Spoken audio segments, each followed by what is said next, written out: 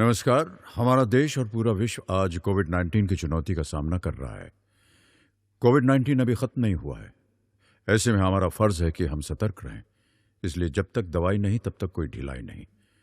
Corona से बचाव के लिए जरूरी है नियमित रूप से हाथ धोना, मास्क पहनना और आपस में उचित दूरी बनाए रखना।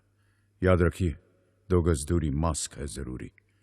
खांसी, बुखार या सांस लेने में कठिनाई होने पर हेल्पलाइन नंबर 1075 पर संपर्क करें। नमस्कार बच्चों, स्वागत है आपका कक्षा 10 के रोजगार कौशल में, जिसमें मैं परशुराम अग्रवाल आज आपको पढ़ाने वाला हूं सत्र क्रमांक 5, जिसमें हम लोग पढ़ेंगे प्रभावी संचार में आने वाली बाधाएं। बच्चों, उसके पहले हम शॉर्ट में देख लेते हैं कि अभी तक हम लोग क्या क्या पढ़ चुके हैं। सबसे पहले इकाई 1 संचार कौशल में हम लोगों ने देखा सत्र क्रमांक 1 संचार के तरीके। इसके अंदर हम लोगों ने पढ़ा संचार क्या है, संचार के महत्वपूर्ण भाग कौन कौन से हैं, संचार प्रक्रिया और इसके तत्व क्या हैं, संचार के तरीके क्या हैं, एवं इसके बारे में कुछ रोल प्ले के बारे में भी हम लोगों ने जाना। इसके बाद सत्र क्रमांक 2 वर्बल कम्युनिकेशन, जिसे हिंदी में मौखिक संचार कहते हैं। इसमें हम लोगों ने देखा मौखिक संचार क्या है, मौखिक संचार के कितने प्रकार होते हैं, मौखिक संचार के क्या लाभ हैं, मौखिक संचार से कौन कौन से नुकसान होते हैं, एवं मौखिक संचार में हम किस प्रकार से माहिर बन सकते हैं। इसके बाद सत्र क्रमांक 3 में हम लोग पढ़ चुके हैं गैर मौखिक संचार। गैर मौखिक संचार क्या है, गैर मौखिक संचार का क्या महत्व है, गैर मौखिक संचार कितने प्रकार के होते हैं और दृश्य संचार किसे कहते हैं। इसके बाद सत्र क्रमांक 4 में हम लोगों ने देखा संचार चक्र और प्रतिक्रिया का महत्व, जिसमें हम लोगों ने पढ़ा प्रतिक्रिया के कितने प्रकार होते हैं, प्रतिक्रिया या प्रतिपुष्टि किसे कहते हैं, एक क्या होती है, प्रतिक्रिया का महत्व क्या है, एवं इसके बहुविकल्पीय प्रश्नों के बारे में भी हम लोगों ने जाना। इसके बाद आज हम लोग बात करते हैं सत्र क्रमांक 5 की, जिसका नाम है प्रभावी संचार में आने वाली बाधाएं। बच्चों, इसके अंदर आज हम लोग पढ़ेंगे प्रभावी संचार क्या है, प्रभावी संचार में आने वाली बाधाएं कौन कौन सी हैं, प्रभावी संचार के लिए बाधाओं को दूर करने के क्या तरीके हैं, और अंत में हम देखेंगे सत्र क्रमांक 5 से संबंधित बहुविकल्पीय प्रश्न। तो चलिए शुरू करते हैं हमारा आज का सत्र बैरियर्स टू इफेक्टिव कम्युनिकेशन, जिसे हिंदी में प्रभावी संचार की बाधाएं कहते हैं। बच्चों, इसके पहले हम लोग देख लेते हैं कि आखिर संचार क्या होता है। संचार सार्थक जानकारी संप्रेषित करने की गतिविधि है। इसके लिए एक प्रेषक, एक संदेश और एक इच्छित प्राप्तकर्ता की आवश्यकता होती है। तो बच्चों, जैसा कि हम लोग यहाँ पे पढ़ चुके हैं, किसी भी प्रकार का संचार करने के लिए सबसे पहले तो एक प्रेषक का होना आवश्यक है।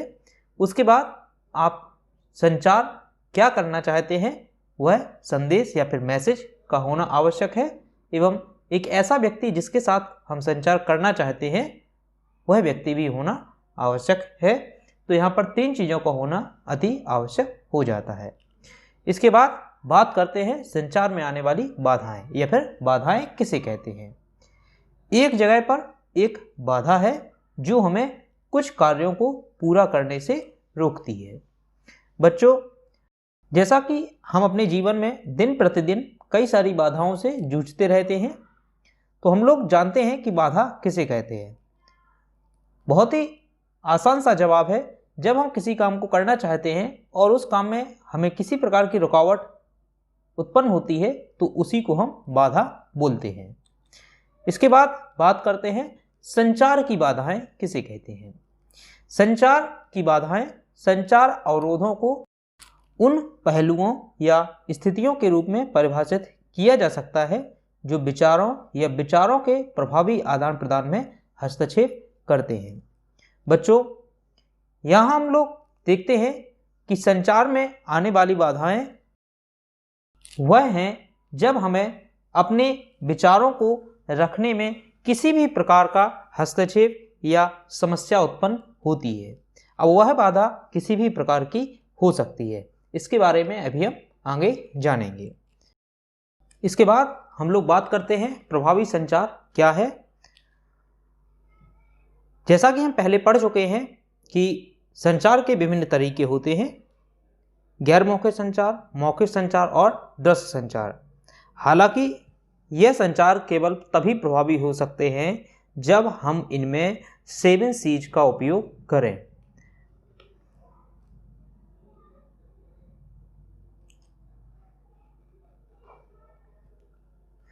बच्चों, यदि हम अपने संचार में 7 C's का उपयोग नहीं करते हैं तो वह संचार कभी भी प्रभावी नहीं हो सकता।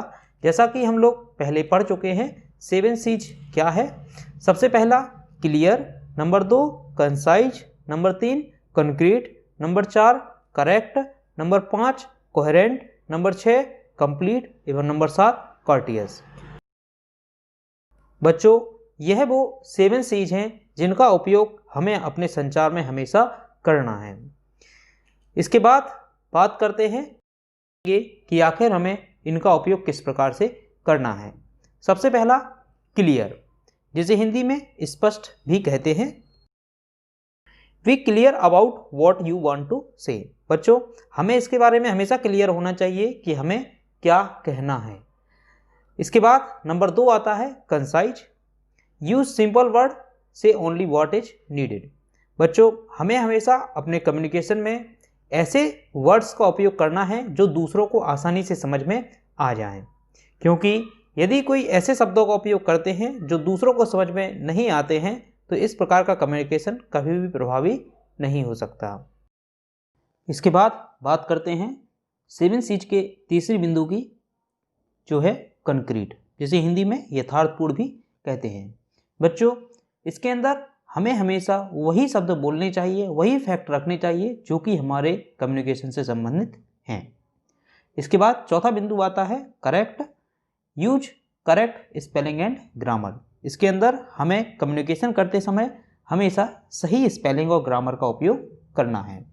इसके बाद बात करते हैं बिंदु क्रमांक 5 की, जो है कोहेरेंट, जिसका हिंदी मतलब होता है सुसंगत। बच्चों, इसके लिए हमें हमेशा वही शब्द या सेंटेंस उपयोग करना है जो कि हमारे टॉपिक से संबंधित हैं। हमें यहाँ वहाँ की बातें या फिर नॉनसेंस बातों को नहीं रखना है। इसके बाद बात करते हैं 6वें C की, जो आता है कंप्लीट, जिसे हिंदी में कहते हैं पूर्ण, include all the needed information. बच्चों, कम्युनिकेशन करते समय हमें हमेशा जरूरी सूचना को अपने साथ रखना है और उसका उपयोग अपनी कम्युनिकेशन में करना है, क्योंकि यदि हम जरूरी सूचना या फिर इंफॉर्मेशन को उपयोग करते हैं तो फिर हमें यहाँ पर अपना कम्युनिकेशन प्रॉपर तरीके से करने में मदद मिलती है। इसके बाद बात करते हैं अंतिम C की, जो आता है कॉर्टियस, जिसे हिंदी में शिष्ट भी कहते हैं। We respectful, friendly and honest. बच्चों, इसके अंदर हमें हमेशा अपने संचार करते समय हमेशा दूसरों से रिस्पेक्टफुली और फ्रेंडली तरीके से बात करनी है एवं पूरी ईमानदारी के साथ अपनी बात को रखना है।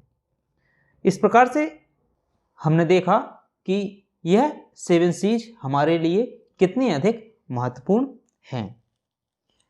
बच्चों, अब आगे बात करते हैं प्रभावी संचार में आने वाली बाधाओं के बारे में। जैसा कि आप लोग अपनी स्क्रीन पर देख रहे हैं, हमारे संचार में निम्नलिखित बाधाएं आती हैं, जैसे सबसे पहला भाषा संबंधी बाधा, नंबर 2 सांस्कृतिक बाधा, नंबर 3 पारस्परिक बाधा और नंबर 4 भौतिक और संगठनात्मक बाधा।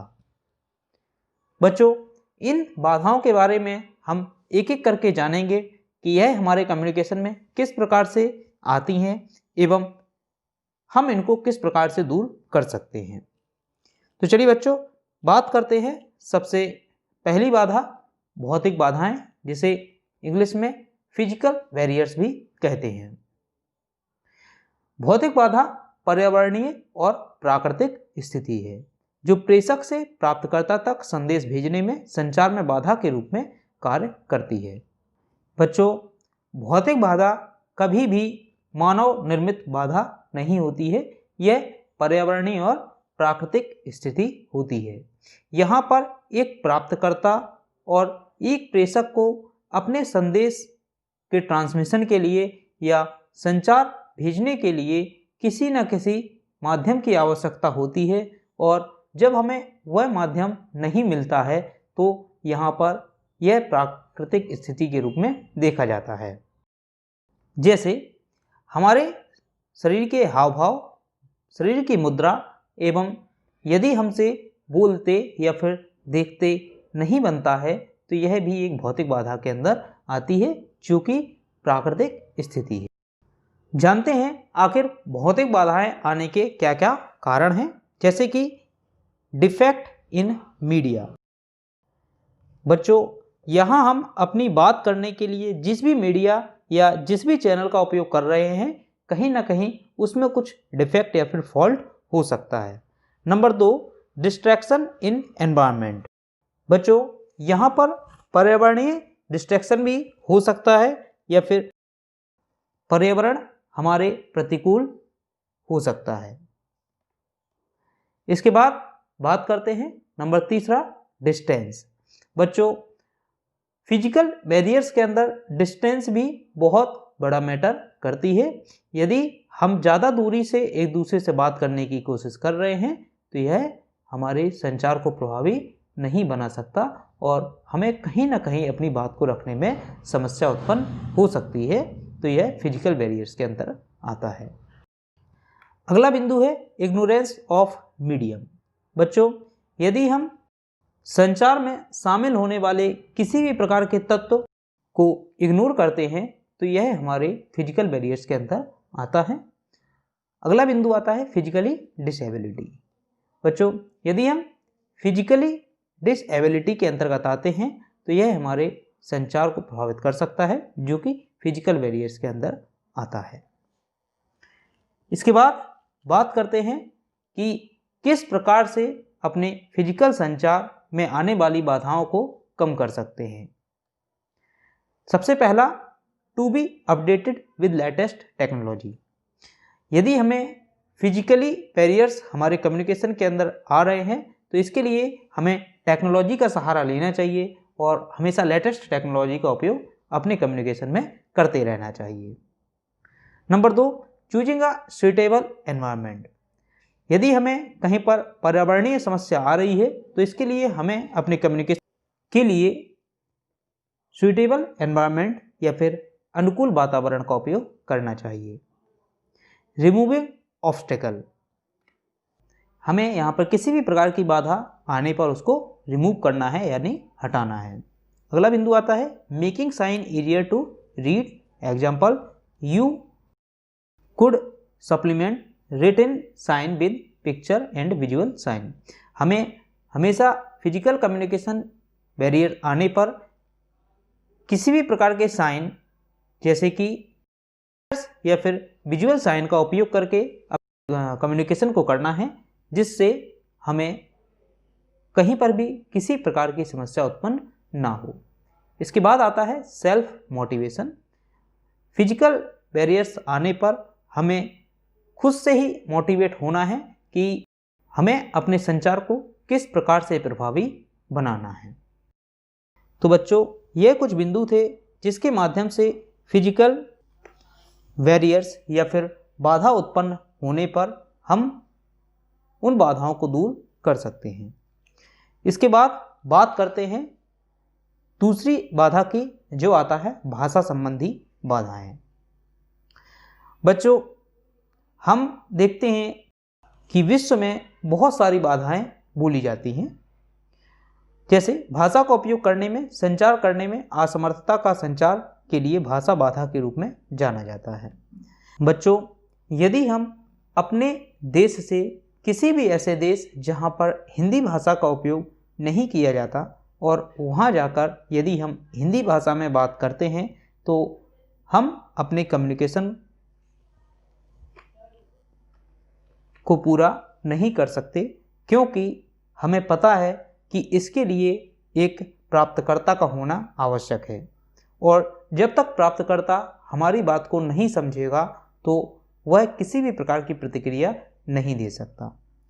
तो इसीलिए हमें वहाँ की भाषा का आना अत्यंत आवश्यक हो जाता है। तो इसके लिए या तो हम किसी मीडिएटर का उपयोग कर सकते हैं या फिर हम खुद भी वहाँ की बोली सीख सकते हैं। देख लेते हैं भाषा संबंधी बाधाओं में किस कारण से हमें समस्या उत्पन्न होती है। जैसे मल्टी लैंग्वेजेस, आप देख सकते हैं पूरे विश्व में अलग अलग भाषाएं बोली जाती हैं। दूसरा बिंदु रीजन, यहाँ बहुत सारे देश, बहुत सारी कंट्रीज हैं।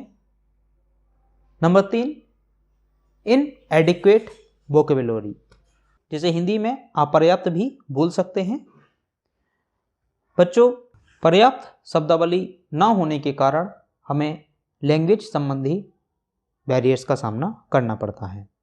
चौथा बिंदु आता है इंटरप्रेटिंग डिफरेंस।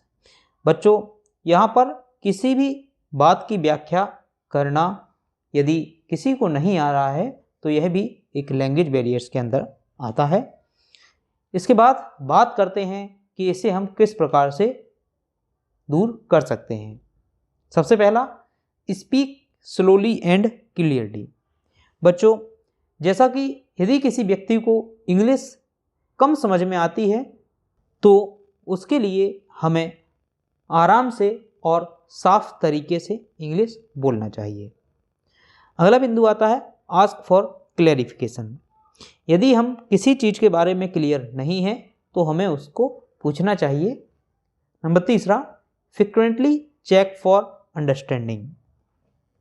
समय समय पर हमें यह चेक करते रहना चाहिए कि आपको यह बात समझ में आ रही है या नहीं आ रही है। वी स्पेसिफिक, यदि आप भाषा को नहीं समझते हैं तो आप यह दिखाने की कोशिश करें कि आपको वह बात समझ में नहीं आ रही है, क्योंकि यदि हम ऐसा नहीं करते हैं तो हमें कुछ भी समझ में नहीं आएगा। इसके बाद choose your medium of communication effectively. आप जिस भी तरीके का उपयोग कर रहे हैं कम्युनिकेशन करने के लिए वह इफेक्टिव तरीके से। इसके बाद बात करते हैं पारस्परिक बाधाएं, जिसे हिंदी में इंटरपर्सनल बैरियर्स भी कहते हैं। पढ़ते हैं, पारस्परिक संचार में बाधाएं तब आती हैं जब प्रेषक के संदेश को अलग अलग तरीके से प्राप्त किया जाता है। बच्चों, इस प्रकार की बाधा तब उत्पन्न होती है जब दो व्यक्ति जो आपस में संचार कर रहे हैं या तो उनके अंदर इच्छा शक्ति की कमी है या फिर उनमें किसी भी प्रकार का मतभेद है। इससे उनके पारस्परिक संचार में बाधा उत्पन्न हो सकती है। इसके बाद बात करते हैं संगठनात्मक बाधा या फिर ऑर्गेनाइजेशन बैरियर्स की। जहाँ तक संचार का संबंध है, संगठनात्मक संरचना कर्मचारियों की क्षमता को बहुत प्रभावित करती है। बच्चों, यदि हम किसी संगठन में काम कर रहे हैं, किसी ऑर्गेनाइजेशन में काम कर रहे हैं, तो यहाँ पर हमारे संचार को प्रभावी बनाने में कई सारी बाधाएं हो सकती हैं। ऐसे में संगठन के अंदर जितनी भी ऐसी चीज़ें जो हमारी बात को प्रभावित करती हैं वह सभी ऑर्गेनाइजेशन बैरियर्स के अंतर्गत आती हैं।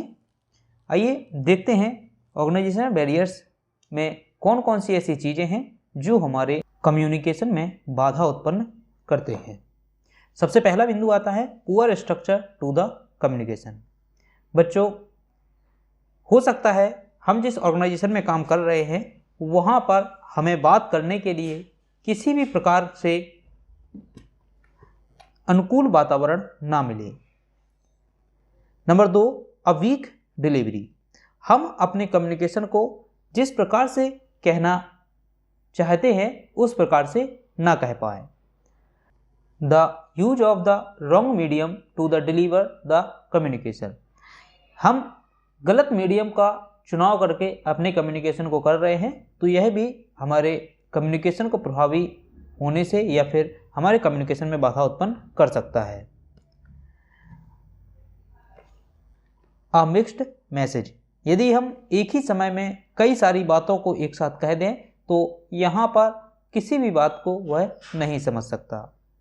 The message is deliver to the wrong audience, हमें जहाँ अपने कम्युनिकेशन या जहाँ हमारी जो बात है जिसके पास कहनी चाहिए उसी से कहना है। अ डिस्ट्रैक्टिंग एनवायरनमेंट, यदि अपनी बात को रखने के लिए वातावरण अनुकूल नहीं है तो अपनी बात ना रखें।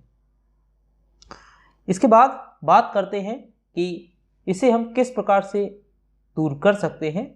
सबसे पहला आता है स्टेटस रिलेशनशिप। आप ऑर्गेनाइजेशन में काम कर रहे हैं तो वहाँ देखें कि आप जिस भी व्यक्ति से बात कर रहे हैं उसके साथ में आपके संबंध कैसे हैं। वन वे फ्लो, एक एक करके अपनी बात को रखें जिससे आपकी बात को सभी लोग सुन सकें। ऑर्गेनाइजेशन स्ट्रक्चर, यदि हमें ऑर्गेनाइजेशन के स्ट्रक्चर को बदलने की ज़रूरत है या फिर वहाँ उसी स्ट्रक्चर को फॉलो करके हम अपनी कम्युनिकेशन को बेहतर बना सकते हैं तो इसे हम एक प्लस पॉइंट के रूप में देखेंगे। रूल्स एंड रेगुलेशन, और अगला बिंदु आता है too many levels in organization structure. तो बच्चों, इन बातों का ध्यान रखकर हम एक ऑर्गेनाइजेशन में अपने भाषा संबंधी या फिर ऑर्गेनाइजेशन संबंधी बाधा को दूर कर सकते हैं। इसके बाद देखते हैं सांस्कृतिक बाधाएं, जिसे इंग्लिश में कल्चरल बैरियर्स भी कहते हैं। सांस्कृतिक बाधाएं तब होती हैं जब विभिन्न संस्कृतियों के लोग एक दूसरे के रीति रिवाजों को समझने में असमर्थ होते हैं। बच्चों, जैसा कि हम लोग जानते हैं, पूरे विश्व में अलग अलग संस्कृति को समझने वाले लोग रहते हैं, अलग अलग संस्कृति को मानने वाले लोग रहते हैं। बच्चों, जब अलग अलग संस्कृति के लोग एक दूसरे से बात करते हैं तो निश्चित रूप से इनके बीच में भाषा का अंतर हो सकता है, इनकी संस्कृति का अंतर हो सकता है, इनके स्वभाव का अंतर हो सकता है, इनके पहनावे ओढ़ावे का अंतर हो सकता है। यहाँ पर आपको कई प्रकार के अंतर देखने को मिल सकते हैं।